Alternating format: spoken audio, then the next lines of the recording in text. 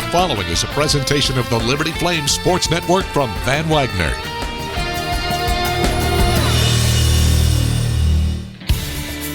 Swing and a drive. That baby is gone, and the Flames have the lead. Swing and a miss, strike three. There's your ball game. Welcome to the Liberty Flames Clubhouse Report from Van Wagner on the Liberty Flames Sports Network. The Flames Clubhouse Report is brought to you by Virginia Farm Bureau Insurance. Become a friend of the farm. Stay tuned for the latest news on Liberty Baseball, and we'll hear the thoughts of Flames head coach Scott Jackson, presented by Beacon Credit Union. Now, here's the voice of Flames Baseball, Nick Pierce. Hi again, folks. Welcome to another edition of the Liberty Flames Clubhouse Report presented by Virginia Farm Bureau Insurance. My name's Nick Pierce. Glad to have you along once again here as we enter Week 3 of the college baseball season. And the Flames are coming off of a pretty good week. Liberty winners of 3 straight coming into this weekend series at home against Marist. The Flames took 2 of 3 last weekend from Seton Hall and then won the midweek game against Longwood in Lynchburg. Flames offense really came to life in that game against the Lancers. Liberty with a season high in runs and in hits as Liberty dumped Longwood 16-6 on Tuesday at Worthington Field at Liberty Baseball Stadium. That was certainly encouraging to see. The Flames started the season with some offensive woes and some injuries as well that they've been trying to overcome, trying to find the right pieces to plug in the right spots in the lineup. And the Flames certainly had a big day at the Lancers' expense on Tuesday. Did all of that with only 1 home run as well. That's probably just as impressive as everything else. They were able to really just move the ball and keep the line moving. Huge day at the plate for Trey McDyre on Tuesday. Tied a career high with 4 hits, tied a career high with 5 RBIs, had 3 doubles in the game as the Flames just blasted the Lancers that day. Really tough weekend series victory for Liberty last week against Seton Hall as well. Pirates are a pretty good ball club. They won the first game of that series 5-4 before Liberty was able to bounce back with a 1-run win on Saturday and then taking the final game of the series on Sunday 5-3. I think the biggest thing that stood out in that series is that the Flames bullpen's in a pretty good place right now. Really, I think the Flames pitching staff is in a really good place right now. But specifically when you look at that bullpen and you start to see some of these younger guys emerge. Now, we all knew what Garrett Price was capable of coming into this year as a senior. ASUN preseason all-conference. We had a pretty good idea of what we're going to see out of Landon Riley. We've seen it, but to see a guy like Troy Britz take the next step this past Sunday, come into a ball game with a tying run at the plate and be able to get a double play ball to end the game, that's just big-time stuff right there from a sophomore. And then we saw a couple of other guys make their season debuts this week against Longwood in a low-pressure situation. Christian Gordon, the freshman from LCA in Lynchburg, had a couple of strikeouts in his first inning of work, and then Cole Garrett able to make his 2020 season debut as well. So the Flames have really worked that bullpen quite well, and their starting rotation has played out pretty well also, with Mason Meyer on Friday night, Noah Skiro on Saturday, and Joe Adamets on Sunday. Skiro right now has a .73 ERA through 2 outings. He's 1-1, and the only reason he has a loss is because the Flames couldn't score a run for him at Clemson in opening weekend. But through 2 starts, 12 1/3 innings, and 9 strikeouts for Skiro, he's been a dominant force on Saturday and really slots in well in between the Flames' left-handers on Friday and Sunday. Mason Hand, another great outing for the Flames on Tuesday against Longwood. Again, he had a lot of early run support in that ball game, but Hand came out 1 run over 5 innings of work, tied a career high with 6 strikeouts, and more importantly, didn't walk anyone either. So Liberty now 4-4 on the season after the 1-4 start. Flames have won 3 in a row to get back to 500, and now they have their sights set on the Marist Red Foxes coming to town here this weekend. The first meetings between these two clubs since 2006.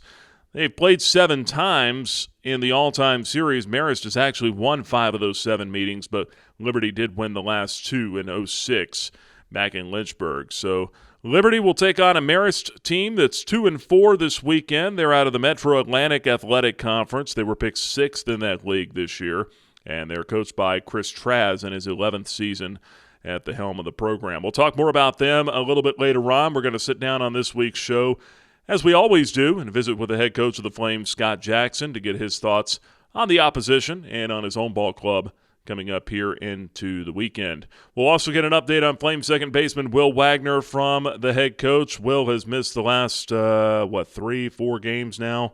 He played on Friday last week, so he's missed the last 3.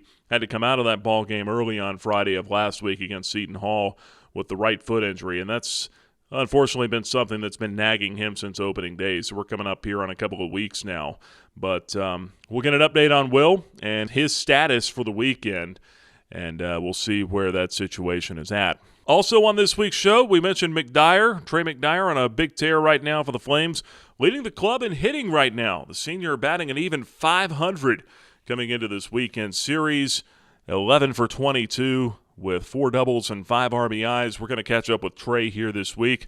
Also, another thing that was nice to see in that game on Tuesday where the Flames pounded out so many runs and hits was we saw Gray Betts get going, and he really broke out of his slow start to the season. Betts on Tuesday against Longwood, 3 for 5 with an RBI and 2 runs scored.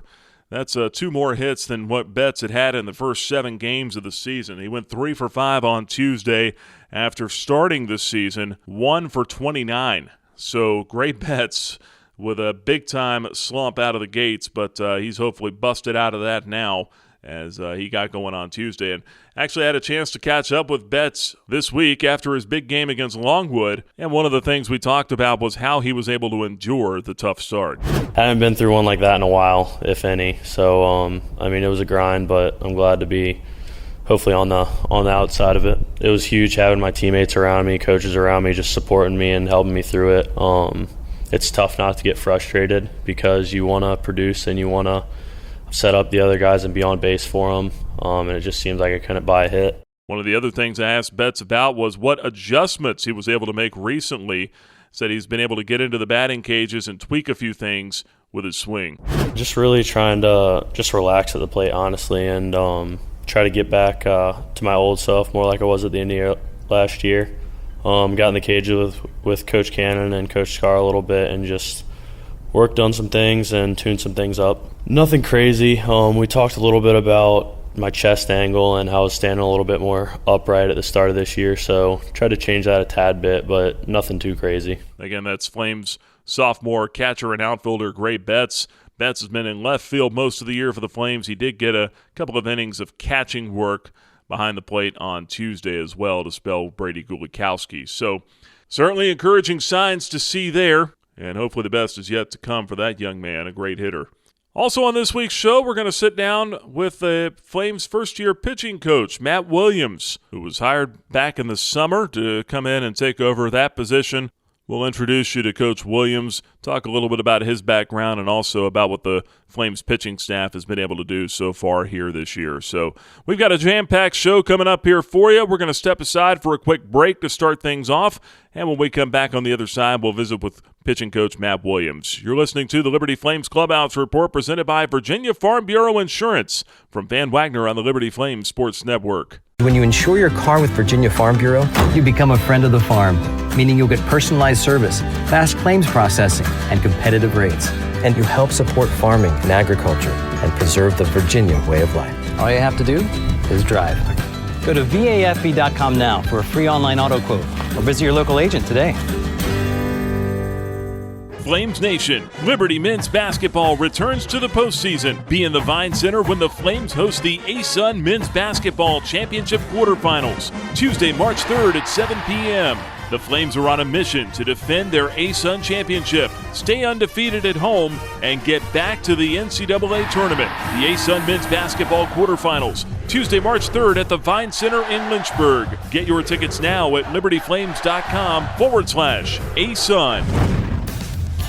Now back to the Liberty Flames Clubhouse Report, presented by Virginia Farm Bureau Insurance. Clubhouse Report continues this week as we visit now with the Flames' first-year pitching coach, Matt Williams, kind enough to join us here for a few moments. Coach, appreciate the time. Welcome to Lynchburg. You've made it home now. Obviously, you've been here for several months, but getting around these guys and getting here into the program, I mean, what's the experience been like for you here so far? It's been great. I mean, working with Coach Jackson every day. I mean, obviously with Cannon and Scarborough around every day, it's been great. Just getting to know these guys. I mean, it's been a lot of fun. With these guys and these young arms and some experienced arms as well, I mean, just kind of what do you make of the pitching staff and what you got down there? I mean, I really like our starters. I mean, I think our starters have done a good job thus far. And the bullpen is really starting to come together. I mean, we got some younger guys down there with not a lot of experience, but I think those guys are starting to step up and starting to believe in themselves. What do you really feel like you've been able to bring to the table maybe that, I mean, Bryant Gaines did a good job here for 3 years when he was around, but as far as being able to help take these guys maybe to the next level or just with a kind of a different approach, what do you feel like you've been able to bring? I mean, I think Bryant had a great process for these guys, and I think just coming in, just getting to know the guys and allowing them to be themselves, I think has been the big key. Just teaching the process and the day-to-day routine and just getting those guys to buy into that. I think I've seen a lot of success from that. Visiting with Matt Williams, the Flames' first-year pitching coach. Let's talk a little bit about your background because you've been at different levels. You've been in the collegiate game before as a pitching coach at the Division I level. You've also been in professional baseball with the Padres for a little while. What have you kind of gleaned from both of those situations that you've been able to apply and make you a better coach? Well, I was at Spartanburg Methodist, which was junior college for 8 years. Great there. I was able to recruit and work with the pitchers there. Then went to UNC Wilmington, spent 5 years there, and then spent a year with the Padres. And just overall, I think getting to know each individual guy, I mean, it's taught me a lot. I mean, I think that really taught me a lot on the pro side is everybody's going to be a little bit different when you're working with different guys from different countries. I mean, I think that was huge. But allowing guys to be themselves, I think, has been one of the big things I've taken away from just my experience thus far. Is the professional philosophy of pitching a little different than the collegiate philosophy, or do they mirror each other in some ways? And how much do you take from the pro side of things and try to integrate that to college? Nah, I mean, I don't really think it's that much different. I mean, baseball's baseball. You're always trying to throw strikes, and just convincing these young guys to throw the ball across the plate, I think, has been the big thing. Working with Noah Skiro, a young man that's got some professional potential this year, a .73 ERA for him. What's been the biggest key for him to be able to harness his control and go out there and have some early success? Yeah, he's been really good for us so far. I mean, I think the big thing for Noah has been just understanding his delivery a little more and not being as fast as the plate. It's allow him to his fastball to work, his cutter to work, and his curveball to land it a little more. I think that's been huge. And then Mason Hand as well, a young guy coming off Tommy John surgery, although he's had plenty of time to recover from that. But he's off to a tremendous start. And it looks like you've been able to really do a whole lot with him just in how he's been able to use his fastball and attack hitters. Yeah, Mason's worked really hard. I mean, to come back from Tommy John and just to be where he is to this day tells you how hard he's worked. I think narrowing his focus, like he's a guy that really wants to learn, and I think narrowing the focus and not just trying to dabble here, dabble there, and different things has really helped him a lot. Let's talk about the guys in the bullpen behind them a little bit and just the way that you've been able to use them and put them in situations for success. I think that's probably the biggest thing as a coach, right? You just want to put those guys in the best situations to succeed. How have you been able to do that so far? Well, I think Price is very versatile. I know he's had a lot of success here in the past, and we're able to go to him early if we need to, or use him late, and he can go 1 inning, he can go 3 innings. I mean, he's very valuable for our bullpen. But I think the emergence of Landon Riley, just being able to compete at the back end, has really helped us a lot to be able to go to Price early. Mason Fluidy's another guy that jumps out there who's really done a really good job thus far of just attacking guys and throwing strikes. But overall, I think that bullpen is really starting to come together. I mean, you look at Troy Britz; he's had some good outings thus far. So just hopefully those guys will continue to work hard and good things will happen. Troy Britz really has taken a big step forward, it looks like, from last year. His confidence seems like it's at a really high level. Yeah, I think he's growing with each outing. I mean, and he's starting to trust the day-to-day process. I mean, you work hard every day, your confidence is going to grow. You just get out there and trust what you do every day, and good things happen. Lastly here, let's talk a little bit about Marist here coming up this weekend. Red Foxes hitting .226, but they've got some guys in the lineup that are good hitters. How do you go about attacking them here this weekend? Yeah, I mean, I think we're going to work to our strengths up and down our pitching staff. And, I mean, obviously they got some good hitters, and just looking at video, they take some real good swings. It's going to be a tough weekend. We just got to continue to be ourselves and throw strikes. Matt, appreciate the time, and wish you the best of luck going forward. Look forward to catching up with you again. Thanks, Nick. That's Flames pitching coach Matt Williams. Stick around. We've got more of the Clubhouse Report coming up. Your Liberty Flames football team are Cure Bowl champions. We here at FBS, and we here to stay, man. Let's go. After an historic season under first-year head coach Hugh Freeze, the Flames are still burning. Season tickets for 2020 are on sale now. Be there this fall for all 6 home games at Williams Stadium. Season tickets start as low as just $70. Rise with us. Touchdown, Liberty! Get your season tickets at libertyflames.com/tickets. Now back to the Liberty Flames Clubhouse Report, presented by Virginia Farm Bureau Insurance. 1-2. Swung on and a line drive into deep right center field. That's going to get down for extra bases, and everyone is off to the races. Highfill scores. Locklear scores. Rohrer all the way to third. It's a 2-run double for Trey McDyre, who continues to swing a hot stick. And Liberty's jumped in front 3-0 in the bottom of the first. Still only 1 out. Clubhouse Report continues this week as we get ready for a weekend series with the Marist Red Foxes here in Lynchburg. And pleasure now to be joined by Flames senior Trey McDyre, off to a torrid start this year, hitting .500 at the time of this taping, and coming into the weekend off a huge day. He tied a career high with 4 hits, tied a career high with 5 RBIs on Tuesday against Longwood. After the ups and downs that you've been through here at Liberty, just on the field, how gratifying has it been, or how exciting has it been to be off to this kind of start? Yeah, it's been a lot of fun, especially these first couple games, to see a little bit of consistency. Whether that's sustainable or not, I don't know, but it's been a lot of fun in there in the box, and I'm feeling confident, and it's nice to have the support of the guys around me. You hit over 300 your freshman year, then just a little over 200 your sophomore year, about 119 last year. I don't have to tell you the numbers. You've seen them. Yeah. But now to be sitting here hitting 500 through the first, albeit 8 games, but to be having this kind of success, you've already got more than twice the amount of hits you had all of last year. I'll stop throwing numbers at you now, but I say that to put it into perspective of what you're doing. How hard have you worked to get back to this point? Yeah, it's definitely a process, and we talk about that every day. It's just trusting that process, and off to a struggle last year. And just, balls weren't falling. I wasn't having good at bats, whatever. But, I had a good summer, and I, kind of committed myself to, all right, this is my last year. I really want to go out with a bang and have the most success possible and put myself in the best position that I can. Make it hard for the coaches not to play me is probably the ultimate goal. So, so far I've had success, and it's just riding as long as I can. Where did you play summer ball at this year? In Charlottesville for the Tom Sox in the Valley Baseball League. Now, that was different than years past, right?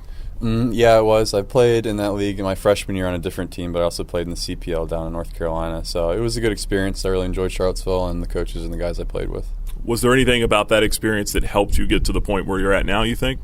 No, I think it was just kind of a change of a mindset. It's just like summer ball, you want to work on your craft, whereas you get to the school ball, it's more of the team oriented. So with summer ball, I was just worried about getting my swing where I wanted it and getting my good at bats and just being more aggressive and just seeing the ball move. Talking with Flames senior Trey McDyre, you said the other night after the Longwood game you went through about 3 different batting stances back in the fall. Yep. Take me through that. I watched a little bit of your tape. From what I was able to gather, it looks like maybe you've kind of brought your feet a little closer together now, maybe more like you had it in high school. Yeah, maybe a little bit. I was a little more spread out, brought it close together. I tried standing up a little bit more, and then I tried, putting my hands in different spots to start. So it's just been kind of just a Ferris wheel of trying to figure out what works. And right now we found something that's been working pretty good, so I'm going to try to stick with that. Is it sometimes just kind of getting back to what brought you here, getting back to the things that were most familiar to you and getting you more comfortable up there at the plate? Yeah, I think comfortability has a lot with it. You can try a lot of different things, and we work closely with the coaches with this. There's certain techniques you want, but at the end of the day, if it doesn't work for you, then it's going to be really hard to execute in the game. So it's just finding what's most comfortable. It's not like that you have a big long stride or a big loopy swing or anything like that. I mean, it's got to be little things, right? Yeah, little things. I'd say simplifying is probably the best way I can define it or characterize it. Is just eliminating the extra movements and being as clean as possible and as quick as I can to the ball. Your versatility certainly plays a big role. You talk about just getting on the field. You've been out there at first base. You've been at second base. Just being able to play all around the infield. How much does that help? I think it helps. It gives me a lot of different perspectives on the game, how we pitch people, how we want to defend, and then that kind of flips around how I might be pitched to similar batters like myself on the other team. So it kind of just goes full circle. If you pay attention to the game, you kind of learn different things each day, so it's good. You think you're most comfortable at second base? I mean, I just remember watching that play the other day against Seton Hall, where the sliding grab to your right, it just kind of looked natural, kind of fluid out there. Yeah, I feel good at second base. I wouldn't say I'm uncomfortable at the other ones, but second base feels pretty natural right now, so I'm enjoying that. Let's look at Marist here this weekend. I don't know how much you know about him up to this point. It's probably more about you guys as a team, but just coming in here with the mentality against another Northeast opponent and another weekend series at home, how important are these to try to defend your home turf? Yeah, it's very important. You want to win at home. I think establishing a good dominance at your own ballpark is important. You practice here all fall and early spring, so you want to be able to defend that. And, you got another Northeast team coming in. They're going to be gritty. They're going to be playing hard all 9 innings, so we expect a pretty similar series to Seton Hall. All right, Trey, appreciate the time and wish you much more success here coming up. Awesome. Thanks, Nick. That's Flames senior Trey McDyre. Stick around. We've got more of the Clubhouse Report coming up. This broadcast of Liberty Flames Athletics is brought to you in part by Beacon Credit Union. Beacon Credit Union is a full-service financial institution offering a wide range of products and services. Having served Lynchburg and the surrounding area for over 75 years, our vision is to be the premier provider of quality financial services, a leader in our community, and the most progressive financial institution in our field. More information on Beacon Credit Union and all your banking needs is available online at mybcu.org. Equal housing lender, member NCUA. Now back to the Liberty Flames Clubhouse Report, presented by Virginia Farm Bureau Insurance. This week's show continues with the thoughts of Liberty head baseball coach Scott Jackson, presented by Beacon Credit Union.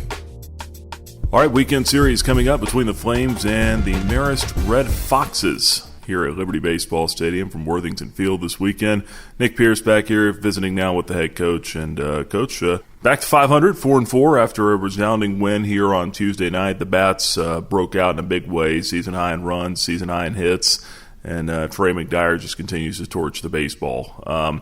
Overall, when you look back to Tuesday and how things unfolded and the way you were able to get some young arms in the game, is that pretty much the way that you would have drawn it up? Yeah, no doubt. I mean, I told our guys, it's obviously it's Mason's game, and we're going to let him.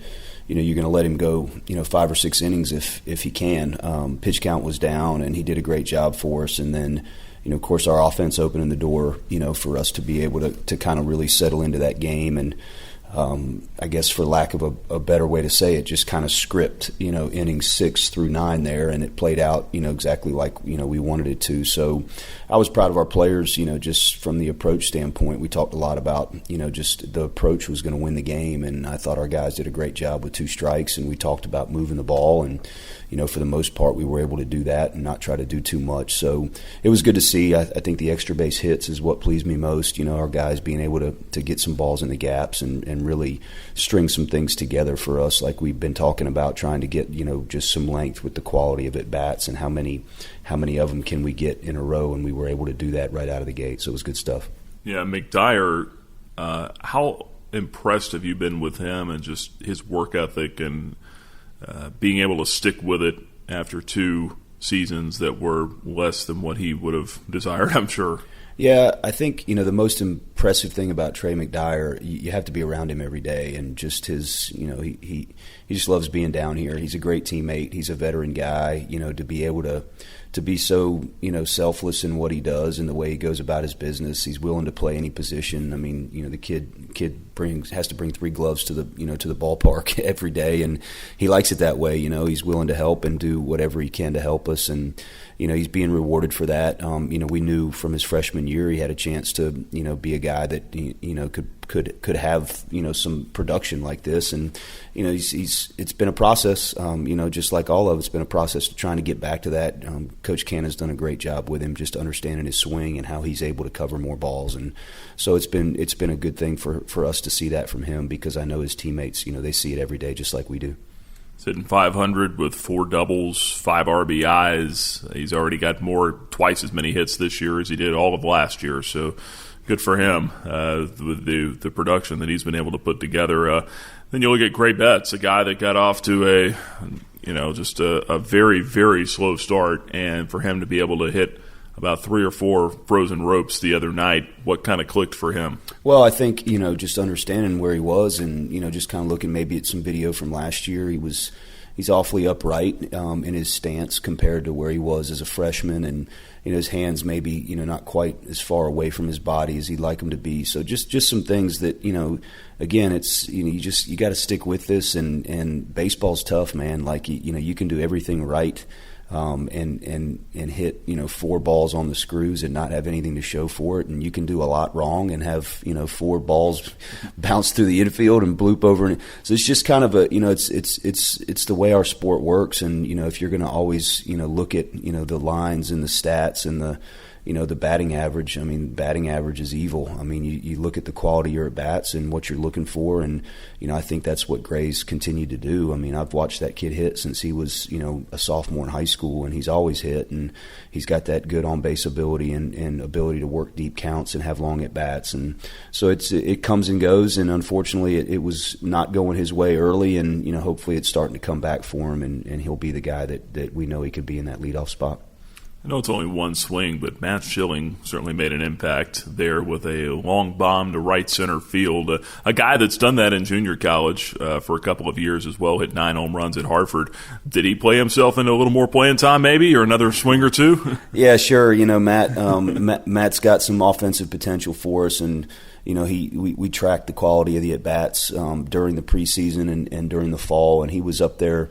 He was up there, in the 50s, high 50s, low 60s for us, and you look at his track record of being able to do it against lefties and righties, which is good, at least the track record we have in our scrimmages. So yeah, I mean, Matt's going to be in there and DH a lot for us, especially against right-handed pitching, and it's probably a good boost for him just to get that first hit out of the way, not to mention it's a long ball, and I think that's puts your confidence where it needs to be, and we'll need him here going through the rest of the way. How do you gauge junior college numbers when you're trying to project if a kid is going to be successful at the Division I level? Because I think it's fair to say that sometimes there's some fool's gold in there at the junior college level, but then sometimes you find a kid like a Trey Todd that comes in here and has a phenomenal season, and he's one and done and playing pro ball. Yeah, I mean, there's no magic formula for it, but junior college players are great. I mean, they have a physical maturity to them. They usually have an emotional maturity to them, and the competitive part of it I really like. I mean, I think you look back at some of the roads that those kids have taken. Maybe having to go to the junior college route out of high school and fight and grind, or leaving a 4-year school, going to a junior college and trying to get back to the Division I level, whatever the case may be. I really like that part of them. The statistics part, you're exactly right. It's so relative. I mean, some of the best junior college baseball is in the South. When you're looking at Florida and Texas and California and some of those leagues, in the Carolinas that afford a little bit higher level of pitching. The numbers are the numbers, and you can like the numbers all you want. You just have to go watch these kids play and talk to people that you trust. And it's no different with junior college recruiting than it is with high school as far as relationships and people you trust. And, some of those coaches out there know what you're looking for and what type of players you want. And, I think for me, if you look at the plate discipline and the walks to strikeouts and the extra base hits, you kind of look at, okay, there's some ability here. What level that ability shakes out to be, that's where you let your eyes tell you, okay, this kid can help us, or we probably need to look somewhere else. So it's a long process, but something that I'm thankful for, that there's older players and players that have some maturity to them that you're able to put in the lineup, like a Gulikowski or a Schilling, and then Mason Meyer, Andrew McInville. We've had a lot of good ones here, and I hope we can continue to do that. Any chance we see Will Wagner this weekend, or is that going to be a day-by-day basis? Yeah, I mean, the probability is not high. I mean, it's just not healing like we would want it to. I feel bad for Will. It's tough. I know how bad that kid wants to play, but we got to protect his future, and we got to be patient with him, and try to do everything we can to get him back here and have it be 100% and have it stay 100%. It's one thing to kind of have something like he has and it to flare up and then go away, flare up, go away, and it's just not something that he wants to. We don't want to play that game all year long. Like, I feel good today, and so you play on it, and then it sets you back another week or so. So we got to be careful careful and trust Will and trust our doctors and Dan Pruser and make the decision that's best for Will. Looking ahead to the weekend, Marist, interesting ball club, 2-4 to start the season. They haven't hit as much as they would like, but that doesn't mean they don't have some good hitters in their lineup. They've got a pretty good pitching staff, at least by the numbers, a 2.70 team ERA so far, and a good Friday arm in Alex Pancini, who looks like he's got a little bit of a different arm slot, maybe like a three-quarter type release. What kind of a challenge is he going to be on Friday night? And with the uncertainty with the rest of their rotation, what does that do for preparation? Well, I mean, we'll start with Pancini and prepare for him. I think, you look at his pitchability and that jumps out. It's kind of a slurve-type breaking ball that's got some good length to it that can take you off the plate if you don't have enough discipline. Certainly the fastball's there, and, his changeup's been good. I mean, I know he's gone, pretty deep with his pitch counts in the first two outings, so that's saying that that they trust him over there, and I'm sure for the right reasons, that he's competitive and he's a Friday guy, and they want to give him every opportunity to either get himself out of it or put them in a position to win the game. So we'll prepare for him like we will most Friday starters, and try to understand what we're looking for as we start the game. It's a veteran lineup in the middle there, 2 through 5. It's juniors and seniors. It's right, it's left. They show the ability to play 6 left-handed hitters in their lineup, and some of them are young down there at the bottom, but boy, do they have good at bats just watching them on video with their plate discipline. So I really like the Armitage boys there. They look competitive, and they look like they have an idea of what they're doing at the plate big time. So it's going to be a challenge. They've got Keenan in the bullpen, lefty, and then a couple guys with some arm strength out of there. Their closer's been phenomenal for them so far this year. So it's going to be a challenge for us to be able to match that and get out of the gate good on Friday, and maybe keep it out of their closers' hands, if you will. Yeah, no doubt. Best way to avoid a good closer is to have the lead late in the ball game. So hopefully be able to lead wire to wire, much like Tuesday. But Coach, appreciate the time, and good luck coming up here this weekend. All right, thanks, Nick. As always, the thoughts of Liberty Flames head baseball coach Scott Jackson are presented by Beacon Credit Union. Well, as we wind things down on this week's edition of the Clubhouse Report, let's take a look here to the weekend series. Liberty and Marist. Flames are 4-4. The Red Foxes are 2-4. And as we look ahead to the weekend series, starting pitching matchup has been determined for Friday. Liberty will send junior left-hander Mason Meyer to the mound. 0-2 with a 2.79 earned run average. That just sounds criminal to have a sub-3 ERA and be 0-2. But that's the case for Meyer. He'll try to get his first win of the season coming up here this weekend. On the other side, Marist will send Alex Pancini to the mound, who has no record and in 2 starts has a 5.40 earned run average. He got roughed up last week against George Washington. Most of the damage came to the Colonials. 11 strikeouts and 6 walks and 10 innings pitched this year, and Pancini's also given up a couple of home runs. So Pancini, a right-hander, will go on Friday for Marist. Meyer, the lefty, for the Flames. We do not know about the other 2 starters for Marist coming up this weekend. We do know who they have started in ball games so far this year, and their Saturday guy up to this point has been Rubiel Candelario. Candelario in 2 starts on Saturdays, no record, a 2.92 ERA. If they hold to that, he will face this week Noah Skiro, the Flames junior right-hander, 1-1 with a .73 ERA. Flames starter on Sunday, sophomore lefty Joe Adametz, 0-1 with a 3.86, and we do not yet know who Marist will send to the mound on Sunday. They've had 2 different Sunday starters to start the first 2 weekends of the year. You look at their lineup, they're only hitting .226 as a ball club. They have 11 errors in 6 games. Those are not good marks, but that doesn't mean they don't have players who can't hit. Robbie Armitage was a preseason all-MAC selection, and he's off to a very slow start, 4 for 23 at the plate. One of those hits, though, a home run, and 2 of the others are doubles. So 3 out of his 4 hits are for extra bases, so take that for what it's worth there. 6 games, though, he's just hitting .174. Flames certainly hope he doesn't break out this weekend. Right-hand hitting third baseman that can do some damage. He had a home run against George Washington last weekend. His twin brother, Reese Armitage, plays center field, and he's leading the club in hitting. .375 average through 6 games. He's 9 out of 24, and he also has a homer with a couple of RBIs. They're an efficient club when it comes to running the bases, 9 out of 10 in steals. And the other guy we need to mention here is Tyler Kapusinski, redshirt senior, preseason all-conference, hitting .333 with a homer and 10 RBIs up to this point. So, again, they have some guys in the lineup that can hit. They just have not been able to produce at a high level as of yet. Flames hope to keep it that way coming up this weekend. And certainly Liberty Baseball Stadium, now Worthington Field, will play an advantage into that.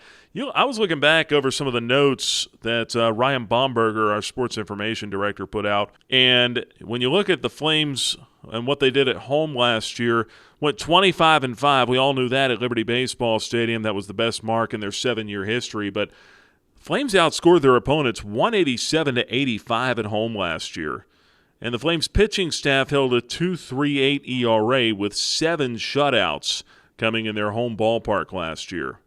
That's something that the Flames have got to be able to use to their advantage, and they have pretty much done so far up to this point. So hopefully Marist won't be able to break out here this weekend, and the Flames can keep swinging some hot sticks coming into Friday, much like they were on Tuesday against Longwood, even though they will be facing some more talented arms coming up here this weekend against Marist. Looking at the weather, it is going to be chilly this weekend. No way to sugarcoat that.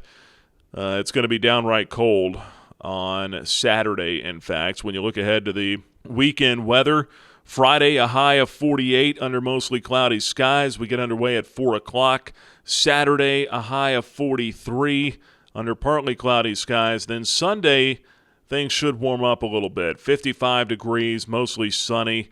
Should be a really nice day on Sunday for the series finale. The good news is there's no rain in the forecast, so we should be able to get everything in on schedule. 4 o'clock first pitch on Friday, 2 o'clock on Saturday, and 1 o'clock on Sunday.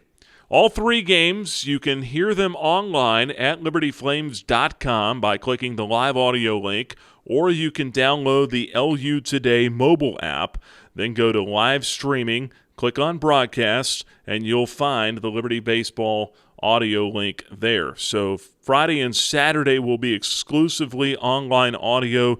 Sunday, you can access the game through online audio, or you can listen locally in Lynchburg on the radio at 90.9 FM The Light. It will be our game of the week, Sunday afternoon, and air times for all 3 of those broadcasts, 1/2 hour prior to first pitch. So 3:30 Friday, 1:30 Saturday, and 12:30 on Sunday. Sunday's game will also be on television on ESPN Plus with Alan York and Andrew Yasik. So that's how you can follow along. And, of course, on social media, the pages, Twitter at Liberty Baseball, Instagram at Liberty Baseball, and then on Facebook as well, or live stats on libertyflames.com. So plenty of ways to keep up with the ball club if you cannot make it out to Worthington Field at Liberty Baseball Stadium coming up here this weekend.